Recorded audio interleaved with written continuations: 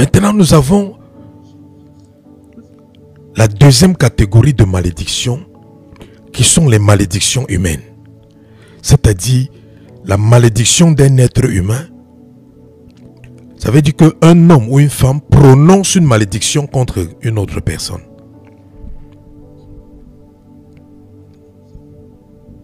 Nous avons le cas de Noé. Noé qui maudit Cham. Mais il ne maudit pas Cham directement. Il maudit Canaan, qui est son fils.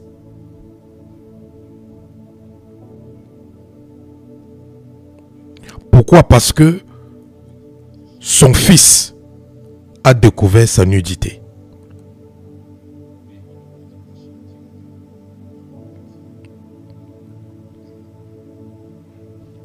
Maintenant,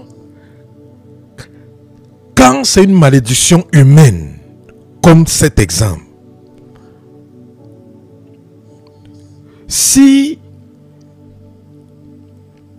maintenant le fils de Noé veut annuler cette malédiction, qu'est-ce qu'il doit faire? Comment il doit s'y prendre? Premièrement, il doit comprendre que la malédiction qu'il est en train de vivre,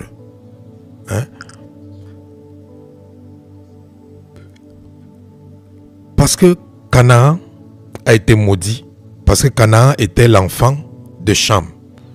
Et Cham, c'est lui qui a découvert la nudité de son père. Si Cham maintenant constate que non, ma vie est bloquée parce que je suis maudit, qu'est-ce que Cham doit faire?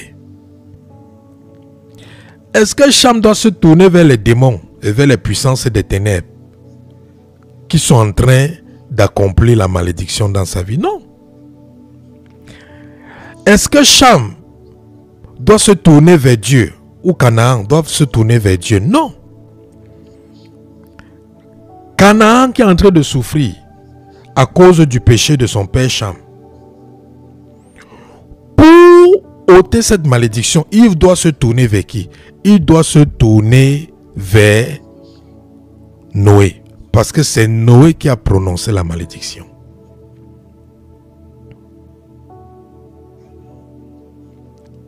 Maintenant,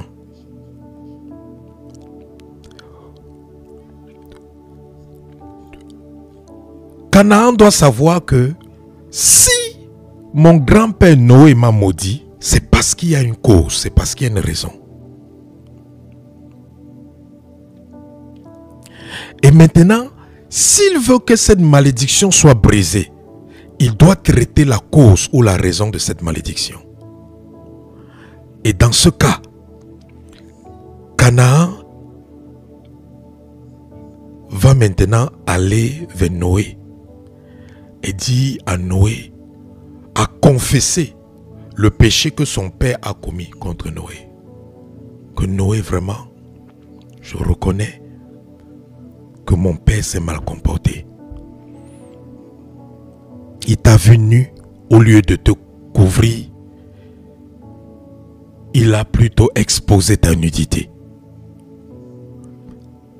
Vraiment, je me repens pour ce que Canaan, pour ce que mon père Cham a fait. Je me repens de cela. Pardonne-moi.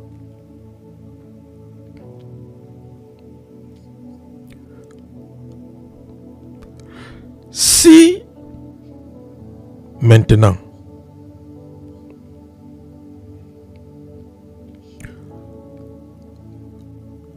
Canaan ne part pas d'abord vers le père de son père qui est Noé pour demander pardon et se repentir là-bas. Si Canaan part directement pour demander pardon à Dieu, savez-vous que Dieu ne va pas l'écouter? Et ça, c'est un truc que les gens ne comprennent pas et que les gens ne savent pas.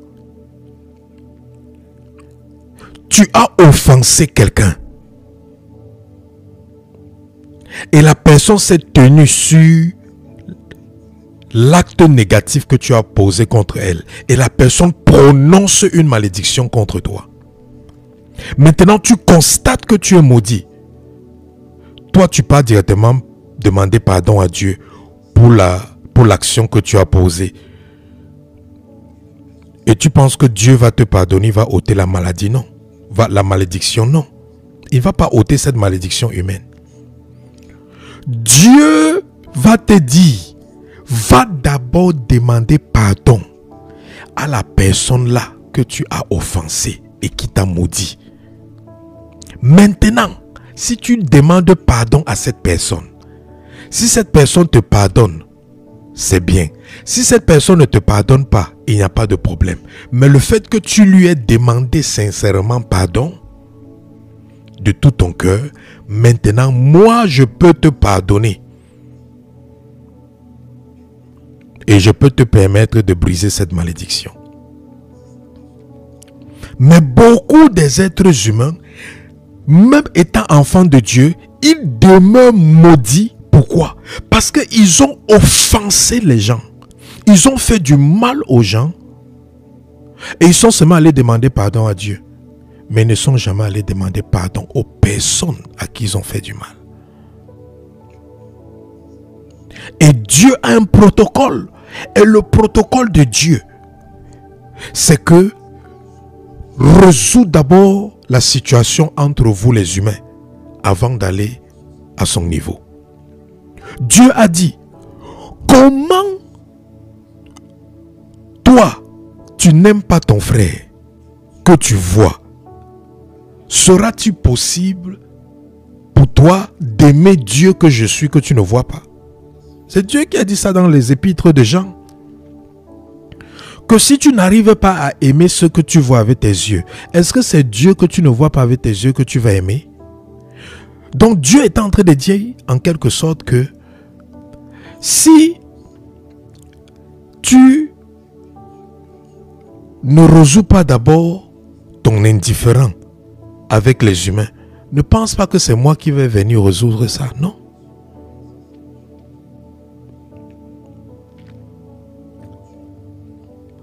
Si tu es sous une malédiction humaine, quelqu'un t'a maudit, un parent t'a maudit parce que tu as fait quelque chose de négatif, tu dois aller. Ce n'est pas une affaire que tu vas prendre les jeûnes de 40 jours. Tu ne peux rien casser. Tu ne peux rien casser. On ne jeûne même pas pour casser une malédiction. On peut jeûner pour se repentir de la cause d'une malédiction. Mais pour casser une malédiction, on ne se jeûne pas. Pour casser une malédiction, il faut seulement traiter la cause de la malédiction.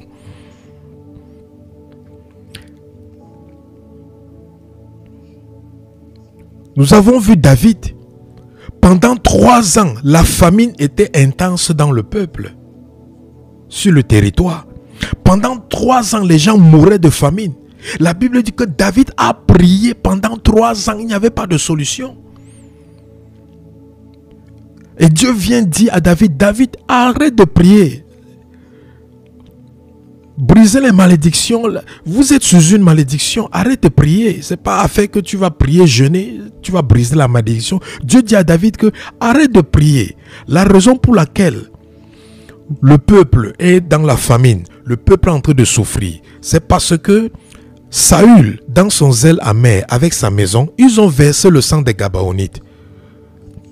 Et il y avait un pacte entre les Gabaonites et les enfants d'Israël qui avait été tissé au temps de Josué, que les enfants d'Israël ne vont jamais faire couler le sang des Gabaonites. Donc, Saül, dans son zèle amer et sa maison, ils sont allés faire couler le sang. Donc, vous êtes en train de souffrir parce que vous avez fait couler le sang des Gabaonites. Dieu dit ça à David. Et Dieu part. David qui est spirituel, qui comprend la profondeur des trucs spirituels. David arrête de prier. David a arrêté de prier. Il y a les malédictions. Tu ne fais que prier pour briser les malédictions. C'est pas. David a arrêté de prier. Il a compris que ici, là, c'est pas prière qui va briser cette malédiction. Ce n'est pas la prière. David arrête de prier. Il coupe son jeûne. Il casse son jeûne. Il se lève. Il part chez les Gabaonites. Il part là-bas se mettre à genoux. David pouvait rester là quand Dieu lui a donné la révélation, dit à Dieu que Seigneur, pardonne-moi, pardonne Saül, pardonne la maison de Saül qui a versé le sang des Gabaonites alors qu'il y avait un pacte entre nous et eux qu'on ne devait jamais les tuer. Pardonne. David pouvait faire ça. Mais David savait que ce n'est pas de cette manière, ce n'est pas le protocole indiqué pour briser cette malédiction humaine. Pour briser une malédiction humaine, le protocole indiqué, c'est de partir vers la personne qui t'a maudit, demander pardon.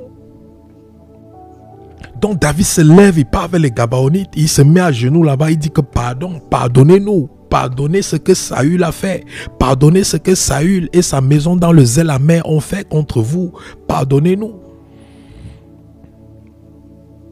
Et les Gabaonites disent à David que nous on n'a rien à voir, on n'a rien à dire.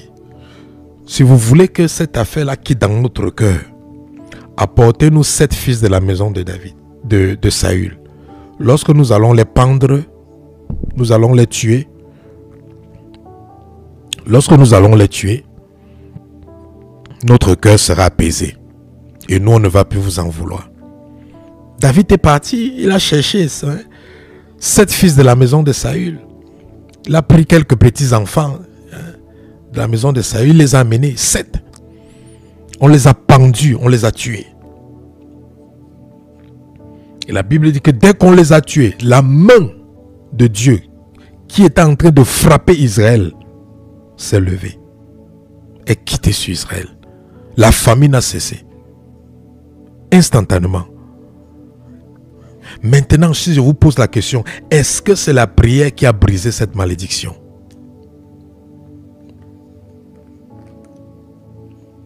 Qu'est-ce qui a brisé cette malédiction? Le protocole. La prière a peut-être aidé David dans quoi? Parce que la Bible dit que David chercha la face de l'Éternel. Donc la prière a aidé David dans quoi? La prière a seulement aidé David à découvrir quel était le problème. La prière a aidé David à découvrir quelle était la source du problème. La prière a aidé David à découvrir quelle était l'origine du problème. Qu'est-ce qui était la cause du problème?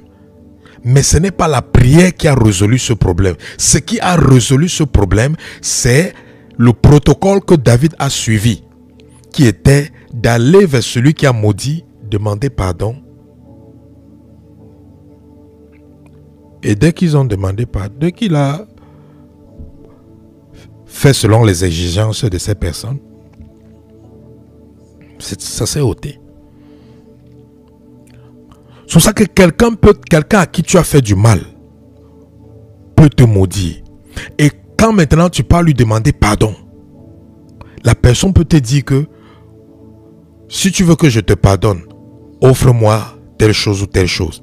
Si ce que la personne t'a demandé, c'est quelque chose qui ne va pas contre Dieu, quelque chose que tu es capable de trouver ou de donner, tu achètes ces choses, tu donnes à cette personne. Ou si c'est l'argent même qui t'a demandé, donne-lui l'argent qui t'a demandé. Si tu es capable d'avoir cette quantité, donne-lui.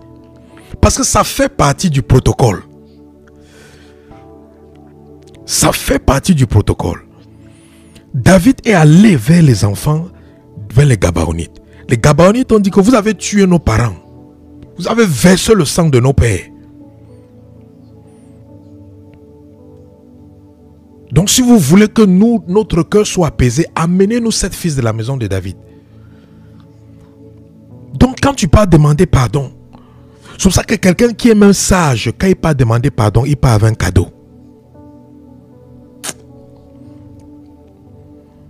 Quelqu'un qui est sage, quand il part demander pardon, il part avec un cadeau. Ce n'est pas qu'il part acheter la conscience de la personne. Ce n'est pas qu'il part acheter le pardon. Non, c'est un protocole spirituel. C'est un protocole spirituel.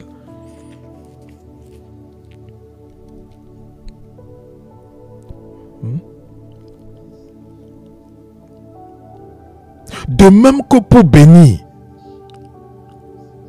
pour être béni, il faut venir avec un cadeau.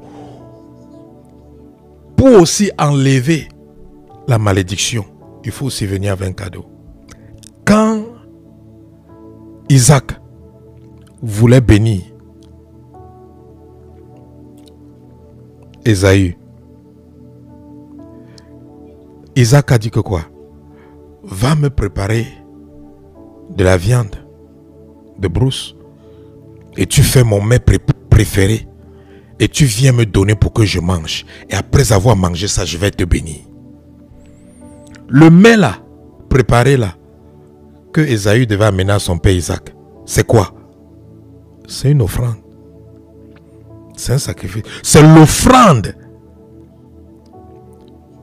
que Ésaü devait donner à Saül, à son père Isaac, pour que son père Isaac le bénisse. Parce que ce sont des principes spirituels. Isaac n'avait pas besoin d'expliquer la portée spirituelle de ça à Ésaü. Il a dit que les enfants là, il y a beaucoup de choses qu'ils ne comprennent pas. Ésaü, apporte-moi seulement de la nourriture. Dès que je vais finir de manger, et puis je vais te bénir.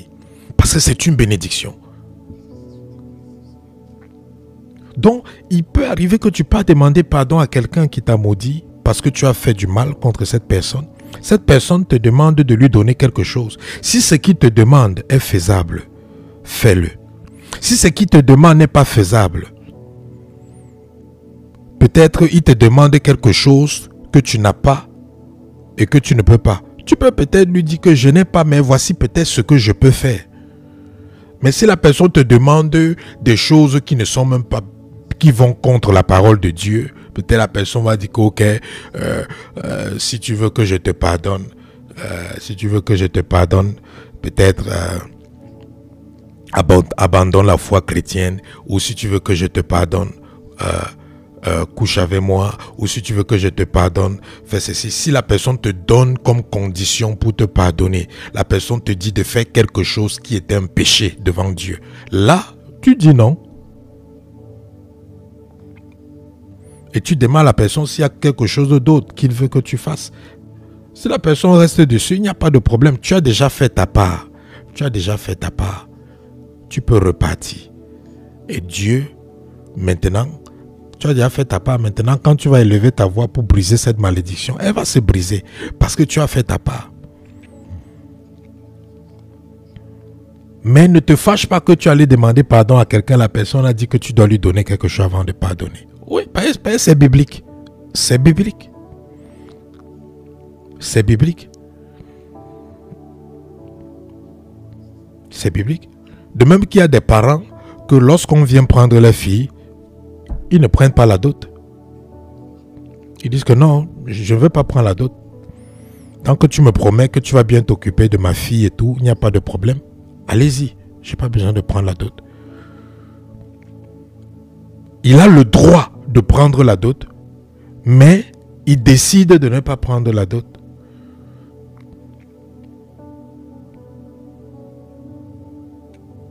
Mais il décide de te bénir et de te laisser partir avec sa fille. Donc c'est la même chose quand tu peux demander pardon. Quelqu'un peut accepter de te pardonner sans te demander quelque chose en retour. Mais si quelqu'un te demande quelque chose en retour, tu dois donner. Tu dois donner. Tu dois donner. Parce que tu ne donnes pas, tu vas penser que tu vas aller faire les 40 jours de jeûne. Les gens ne comprennent pas les choses spirituelles. Quand tu ne comprends pas les principes spirituels, tu vas te fatiguer dans les prières, dans les jeûnes. Il n'y aura pas d'avancement dans ta vie. La malédiction va te regarder tous les jours.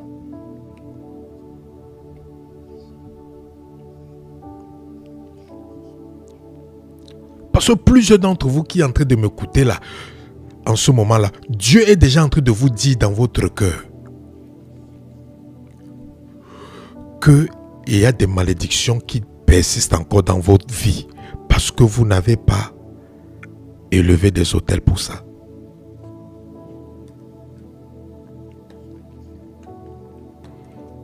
C'est biblique.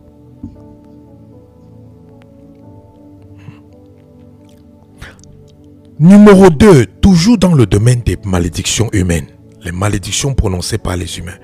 Il y a maintenant des malédictions qui demandent de la restitution. pour être brisé. Pas de prière, restitution. Oui. Tu as volé la chose d'autrui. Et cette personne reste chez elle et dit que celui ou celle qui a volé ma chose, que sa vie soit bloquée, que sa vie financière soit bloquée. La personne a prononcé ça. C'est une malédiction qui est en cause parce que tu as volé quelque chose qui l'appartient. Maintenant, toi, tu as volé ça peut-être quand tu étais un païen. Maintenant, tu es né de nouveau. Tu viens seulement demander à Dieu, oh Seigneur, pardonne-moi parce que j'ai volé.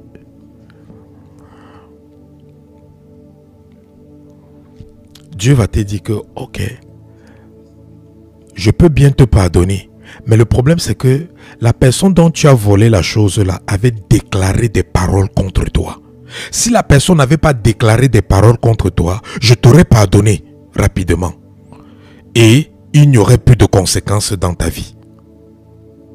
Mais le fait que cette personne a déclaré des paroles contre toi, il faut aussi que tu ailles vers elle, restituer. C'est pour ça que quand Jésus-Christ entre dans la maison de Zachée,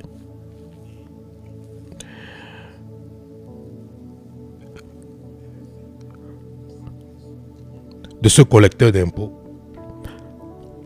après avoir dîné avec Jésus, la Bible dit que quoi? Il s'est levé. Le collecteur d'impôts s'est levé. Il allait prendre tout l'argent qu'il avait escroqué aux gens. La Bible dit qu'il allait rembourser l'argent des gens. Et la Bible dit qu'il a même donné même aux gens, même ceux qui n'avaient pas escroqué, même l'argent qu'il avait gagné dignement, il a ajouté dessus et donné aux gens. Ce n'est pas écrit dans la Bible, bien-aimé. Il n'est pas seulement allé donner ce qu'il avait volé. Il n'est pas seulement allé retourner ou rendre ce qu'il avait volé aux gens. Mais en dehors de ça, il a encore ajouté sa part même qu'il a gagné dignement dedans. Donc ce qu'il a ajouté, qu'il a gagné dignement là, c'était l'offrande pour sa miséricorde. C'était l'offrande pour ôter la malédiction divine sur sa vie. Pour ôter la malédiction des hommes. Pour ôter la malédiction des hommes sur sa vie, il a restitué. Mais pour ôter maintenant la malédiction divine sur sa vie, il a fait l'offrande en donnant à ces gens même ce qui ne les a pas volés. C'est écrit dans la Bible.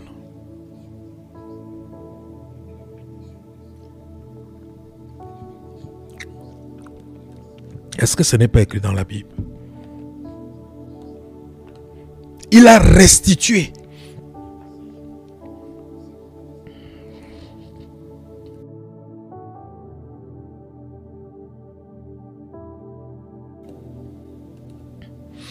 Il y a les situations dans lesquelles tu peux restituer. Il y a des situations où tu ne peux pas restituer, mais il y a des situations dans lesquelles tu peux restituer.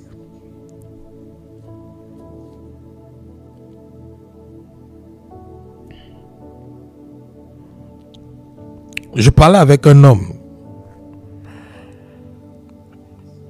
Dans sa famille, les mariages sont tellement difficiles.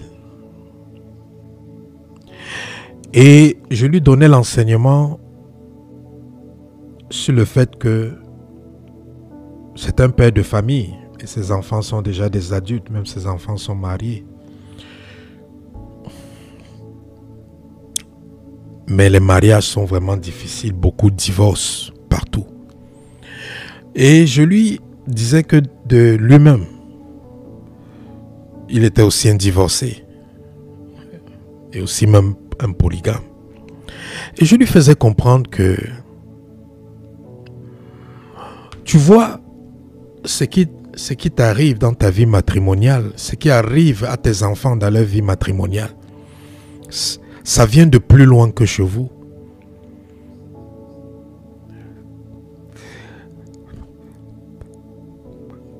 Et vous-même, vous êtes victime de ça. Et c'est là qu'il me raconta que Oui, il est allé faire des recherches sur ses origines et il a constaté que la mère de son père avait été volée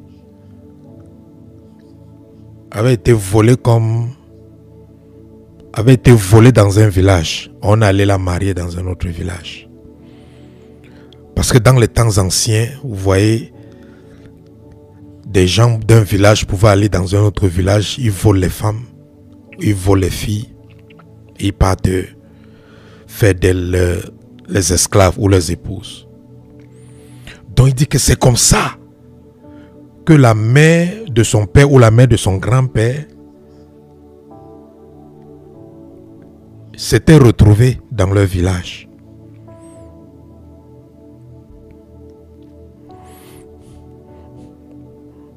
Et même chose du côté de sa grand-mère aussi. Il y avait aussi un cas pareil. Du côté de sa grand-mère, c'était que on avait un homme, comme dans les temps anciens, les gens avec les champs. Donc un homme était venu vers un autre, vers son ami. Il lui a demandé que, okay, comme tu as beaucoup d'enfants là, donne-moi un de tes enfants pour m'aider dans le champ là-bas. Et il lui a donné une de ses filles. Et quand cette fille-là est arrivée là-bas chez l'ami de son père, elle a grandi là-bas, donc elle travaillait là-bas, dans ce champ. Et après, lui, il a commencé à faire des enfants avec la fille de cet homme. Et elle est restée là-bas. Donc, il n'est jamais allé la doter, il n'est jamais allé vers ses parents pour dire que je veux prendre votre femme. Non, il est resté avec l'enfant d'autrui là-bas jusqu'à faire d'elle sa femme, faire des enfants avec elle. Et c'est maintenant de ces enfants-là que venait la descendance de ce monsieur. Regardez déjà deux cas que je viens de citer venant de la même personne. Donc lui-même, quand il m'a expliqué ça, il a dit que maintenant je comprends alors que donc mon mariage a été détruit, le mariage de mes enfants sont détruits parce que nous devons aller faire des réparations dans ces villages-là pour demander pardon pour les actes qu'ont commis nos ancêtres. Je lui ai dit que voilà, tu as compris. C'est un mondain, même pas un chrétien. Mais je lui ai expliqué parce qu'il comprenait les choses spirituelles. Il a dit que ok, ça veut dire qu'on doit faire des réparations. Je lui ai dit que oui. Oui. S'il y a la descendance de cette famille où on avait volé la fille qui est devenue votre arrière-grand-mère, si vous pouvez, s'il y a la descendance, tu peux aller là-bas, tu pars là-bas, tu demandes pardon, tu leur offres quelque chose. Même chose pour le côté où la personne, du côté où on a seulement pris l'ami du père, l'ami du père d'une fille a donné cette fille à quelqu'un pour l'aider dans ses champs et lui il est resté avec l'enfant jusqu'à faire de l'enfant sa femme et vivre avec. Vous partez là-bas. S'il y a la descendance, vous partez là-bas, vous faites des réparations. Vous faites quelque chose de symbolique. Parce que si tu restes seulement, tu vas briser. Non, non. Il y a des choses qu'on peut briser, mais il y a des choses qui demandent des réparations. Il y a des choses qui demandent des restitutions. Et quand ce n'est pas fait, la malédiction reste. Parce que ces familles avaient prononcé les paroles. Comme vous avez volé notre enfant, notre fille, voici ce qui va vous arriver. Comme vous avez volé notre fille, vous n'auriez aucun mariage stable. Et toi maintenant, tu viens, tu nais, tu es dans une famille pareille. Tu vas prier, il n'y aura rien. Jusqu'à Dieu va te révéler ces choses.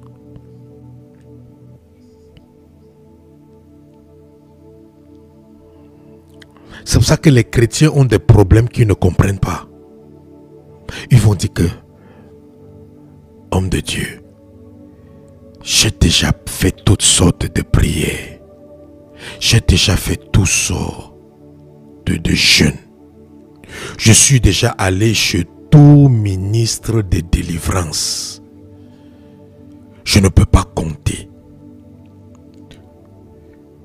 Le problème s'y reste toujours. C'est parce que ce problème est sponsorisé par une malédiction. Et cette malédiction-là, ce n'est pas la prière qui doit briser ça. C'est la restitution ou les réparations. Ou alors l'offrande ou le sacrifice.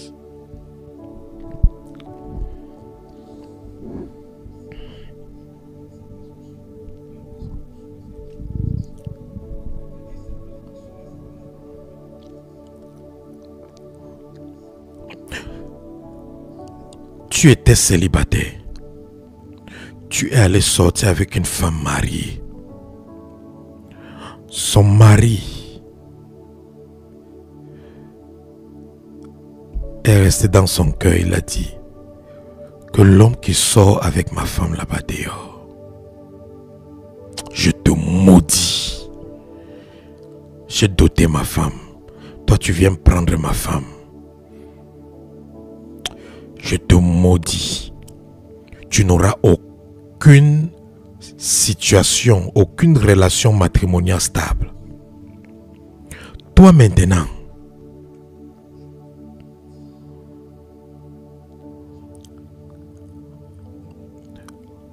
tu veux te marier. Ou alors tu arrives même à te marier.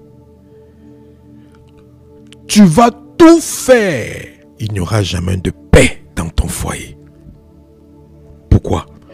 Parce que tu es sorti avec la femme de quelqu'un.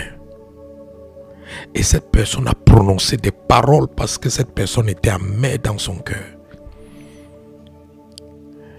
Toi, tu penses que tu vas seulement aller demander pardon à Dieu et Dieu va te pardonner. Non. Si tu as demandé pardon à Dieu et que ton mariage est toujours maudit,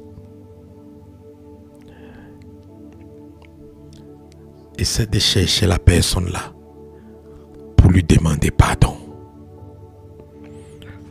pour avoir sorti sa femme. Parce que les paroles que cette personne a prononcées, c'est ça qui te bloque encore. Et tu vas jeûner 40 jours de jeûne. Prière ne brise pas malédiction. Le jeûne ne brise pas malédiction.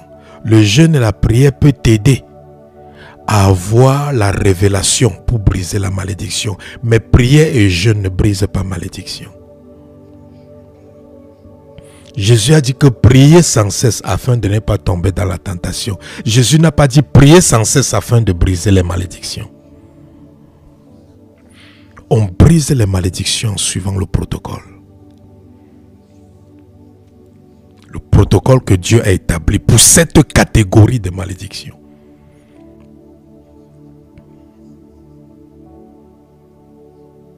Oui. Vous voyez des femmes qui n'arrivent pas à concevoir dans le mariage. Parce que dans leur vie du passé, elles ont commis des avortements. Elles viennent maintenant demander pardon à Dieu. Mais elles pensent que la malédiction qui est sur elles vient seulement de Dieu. Non, la malédiction vient des enfants qu'ils ont avortés. Tout enfant qu'on avorte pleure devant Dieu. Il y a des gens qui sont allés au ciel. Au ciel, ils ont vu les enfants qu'on a avortés. Et ces enfants étaient en train de se plaindre devant Dieu qu'ils ont été avortés par leurs parents.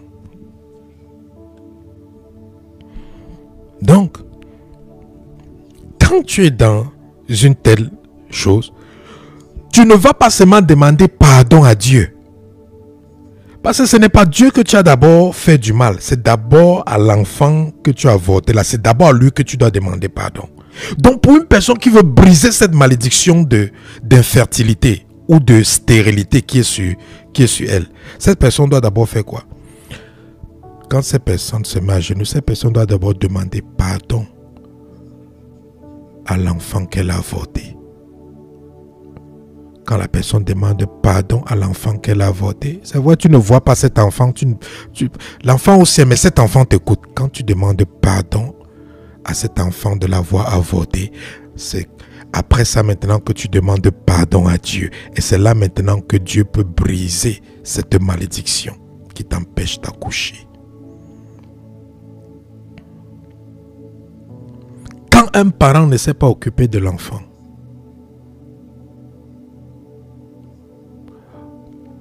les hommes qui font des enfants d'ailleurs, ils ne s'en occupent pas. Ils laissent ça que ce soit la responsabilité de la femme. C'est une malédiction sur eux. De tels hommes, ils vont aller dans n'importe quelle église. Ils vont aller chez n'importe quel ministre de délivrance. Personne ne pourra les délivrer. Tant qu'ils ne partent pas demander pardon à l'enfant. Que pardonne-moi de ne t'avoir pas pris en charge. Pardonne-moi de t'avoir abandonné. Pardonne-moi d'avoir manqué à mes responsabilités en tant que père ou en tant que mère. Parce qu'il y a aussi même les mères qui abandonnent les enfants.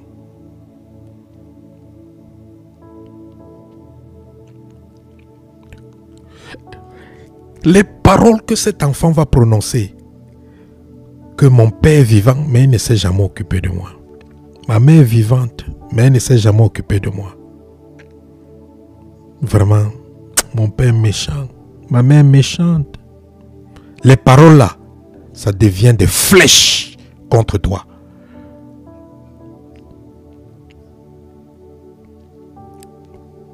C'est pour ça que quand tu te maries à un homme ou à une femme, demande à cet homme ou à cette femme, si tu veux être heureux ou heureuse dans ton mariage, quand tu te maries à un homme ou à une femme, la première des choses que tu demandes à cet homme ou à une femme, pardon. Mets-toi à genoux, tu demandes à la personne, soit à ton mari ou à ta femme, que pardon. Si tu as un enfant dehors, pardon. Dis-moi. Pour qu'on essaye de s'occuper de cet enfant. Même si on ne fait pas vivre cet enfant avec nous, il faut quand même que on pourvoie aux besoins de cet enfant. Parce que si tu ne le fais pas, que ton mari a un enfant dehors, ta femme a un enfant dehors, qu'elle ne s'en occupe pas, ça va maudire votre mariage. Beaucoup de mariages sont maudits. Ils prient, ils jeûnent, ils font tout, ils servent même Dieu. Le mariage est maudit. Pourquoi? Parce que une personne dans le couple a eu des enfants avant le mariage et a manqué à ses responsabilités. Ils vont briser toutes sortes de malédictions. Non, l'enfant est là-bas en train de se aigrir dans son cœur. Que mon père est vivant, mais il m'a abandonné. Ma mère est vivante, il m'a abandonné. Il peut y avoir des cas où peut-être le père ne veut pas que peut-être la mère ait encore accès aux enfants. Donc dans ce cas, c'est différent. L'enfant ne peut pas se plaindre contre la mère et Dieu maudit et Dieu permet qu'une malédiction se passe parce qu'il n'y aura pas de cause valable. Parce qu'il y a aussi des femmes qui vont empêcher que les enfants aient accès à leur père. Dans ce cas, si le père veut avoir accès aux enfants, on lui empêche, on ne lui permet pas. Là-bas, on ne peut pas l'en vouloir, même si on prononce des paroles contre lui, ça n'aura pas d'effet parce qu'il n'y a pas une cause valable. Parce que lui, il veut être là, il veut être présent, mais on ne lui permet pas. Mais dans le cas où la personne fait ça volontairement, la personne fait ça volontairement,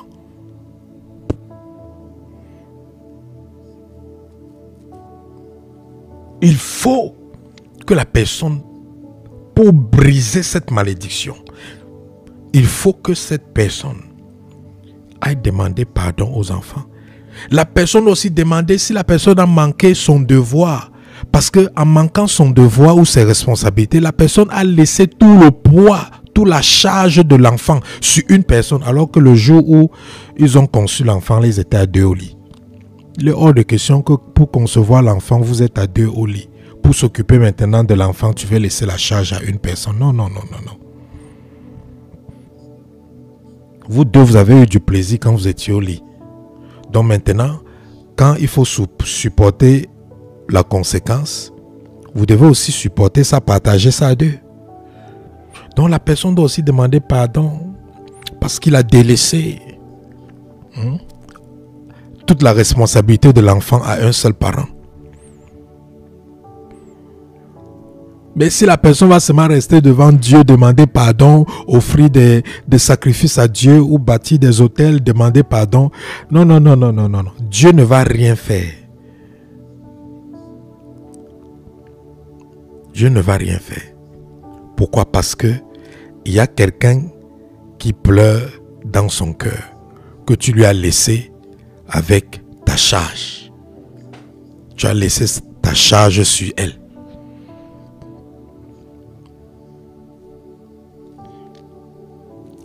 Les malédictions humaines, il y en a tellement. Si on continue, on va pas s'arrêter. Mais vous devez savoir que les malédictions humaines, on ne les brise pas en allant directement vers Dieu. Les malédictions humaines sont prononcées par des êtres humains. On va d'abord vers des humains. Maintenant, il peut arriver que ces personnes qui vous ont maudit sont déjà mortes. Peut-être un parent t'a maudit, le parent est déjà mort.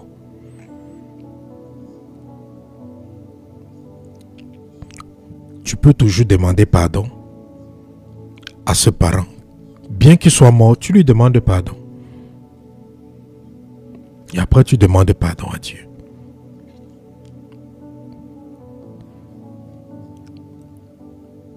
Ou s'il y a des membres ou des descendants de la personne qui t'a maudit, tu leur demandes pardon.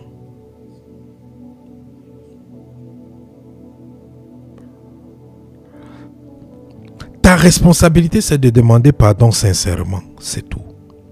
Maintenant, qu'il te pardonne, qu'il ne te pardonne pas, ça, ce n'est plus ta responsabilité. Ça, c'est entre eux et Dieu. Mais toi, ta responsabilité, c'est de demander pardon sincèrement. Et quand tu demandes pardon sincèrement, Dieu lui te pardonne. Donc même si ces gens refusent de te pardonner et que toi, tu les as demandé sincèrement pardon, aux yeux de Dieu, tu es pardonné.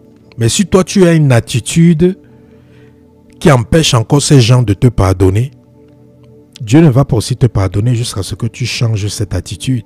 Parce que souvent aussi, les gens refusent de pardonner parce que l'attitude qu'on a envers eux ne leur montre pas que nous sommes vraiment repentants ou que nous sommes vraiment venus vers eux avec humilité ou avec un cœur humble. Parce que tu ne peux pas venir demander pardon aux gens dans l'arrogance, étant arrogant, étant imbu de ta personne. Non.